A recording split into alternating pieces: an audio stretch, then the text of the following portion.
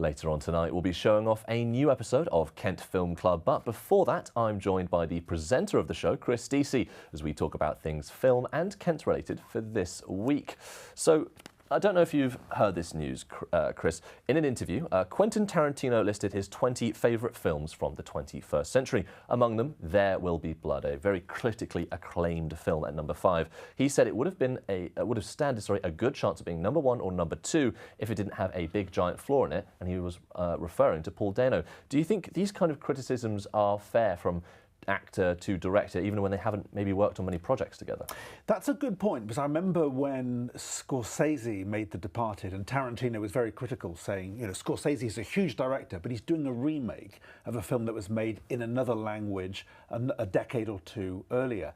Now, the thing about Paul Dano is interesting because he played Brian Wilson in the Beach Boys film a few years ago, and I remember having a conversation with someone about this where it was said, you know, he actually looks the spitting image of Brian Wilson. So of course, you know, it's the old expression about what's to one person, you know, meat or poison to somebody else. And I would say that you think of the long history of relationships between directors who've always used the same actors in their films. Uma Thurman, Kill Bill. I mean, you know, it's hard to imagine anybody other than Uma Thurman playing that part of Beatrix, the bride in Kill Bill, and of course also in Pulp Fiction, for which she was Oscar nominated. You think of Robert De Niro and Leonardo DiCaprio in Scorsese films. So I think a lot of people would disagree. But also it shows that Paul Dano brings a very almost otherworldly touch to this film. I mean, he's often very good at playing more sort of psychologically unhinged characters. He's been one of the Batman films. Yes. So arguably, he's actually a very fitting role. He played the Riddler in that kind of genre. Absolutely. Do you have any favourite roles of his outside of There Will Be Blood? You mentioned the Riddler there. Well, there was a film where he played, it was Ethan Hawke, and it was in 2004, and it was a film, Angelina Jolie is in it as well, and it's a serial killer film, but he plays a very young boy, and as I recall, he might either grow up to be Ethan Hawke, or he's in some way either the murderer or somebody involved in it. And it's chilling, and you're watching him and you're just thinking there's something here that seems out of place, out of sync, unhinged. So he plays that role beautifully. So he's one of those, and it's funny because he appears with Daniel Day-Lewis in There Will Be Blood. Daniel Day-Lewis won an Oscar for that role, and Paul Dano puts in a very different sort of performance, but it's a good counterpoint to Daniel Day-Lewis's. Absolutely. We're also going to go on now to Marvel's The Fantastic Four: First Steps. It's reportedly had the quietest Disney Plus debut of any MCU title on the service. What's your reaction to this? Do you think, well, this film, it did quite well in the box office compared to maybe some recent MCU projects. Do you think this is a sort of a shifting tide after the en masse, you know, cinema attendances with the Minecraft movie? Do you think people are starting to come back to the cinema? Yeah, well, I think they are coming back to the cinema. For example, with the latest Knives Out film that's literally imminently about to be released on Netflix. But I've been in packed screenings of that film. I mean, I saw this in the cinema. If I'm honest, the first 5 minutes were really good, and then it got what I thought was into very good if you're into this kind of genre. But I've seen this many times before. So perhaps I'm not too surprised that it hasn't been as big a hit. It was premiered all the way through the summer. I forget its actual release date. I think it was in the summer, maybe in August. And I saw the trailer for months in advance. So it might be overkill. That often can happen. The opposite happened with Oppenheimer.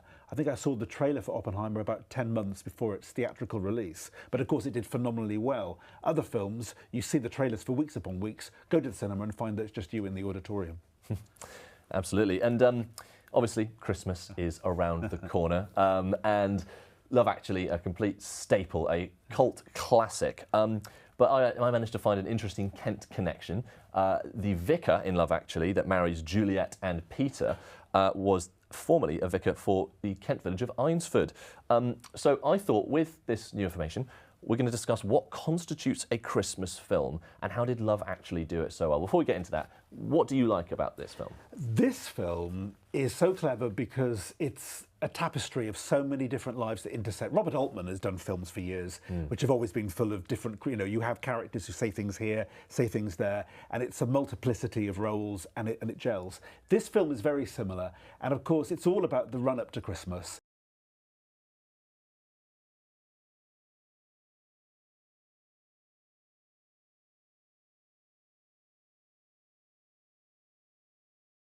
And you've got all the different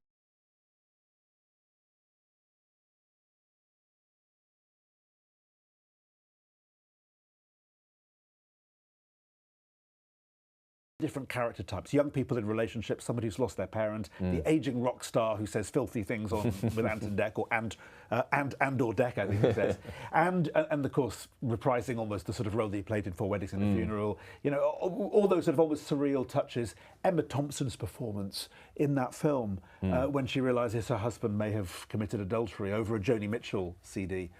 All of that there, it all comes together so well, and it's hard not to, at the end, the tears were rolling down my face. Okay, well, we haven't got much time left, but I'm going to give you a rapid fire of films that have any kind of Christmas connection. So Die Hard, for instance, Die Hard. Do you think it's a Christmas film? Absolutely. Renewal, redemption. Okay, so you think Die Hard is a Christmas film. Next, Lethal Weapon. It is the same as Die Hard, set over Christmas. Yes, set over Christmas. Yes. In fact, the first scene is in a Christmas tree lot. Batman Returns. Oh, yes, this one is, and it's paralleling the story even down to, there's even a resurrection, which is more Easter motif. But yeah, there are definitely shades. It's much more implicit compared to Die Hard, but there are shades of Christmas in this film. We're going to get a bit more obscure now. In Bruges. Oh, that's a good question. Do they go to Bruges over It Christmas? is technically set in the holiday season. Yeah. American Psycho. Multiple Christmas scenes. There are. I'd forgotten that. It came out, I remember seeing it in the summer at the cinema, so I'd forgotten What do you think? Yes or no? I'm going to say no. Okay. I didn't pick it up when I saw it. Last, The Hateful Eight. Oh, well, it was very snowbound. Yeah, technically... But so is Groundhog Day, and that's not Christmas, but the same themes of renewal and redemption. Okay, well, the debate continues, but that's all we have time for now. Thank you so much for watching. See you soon.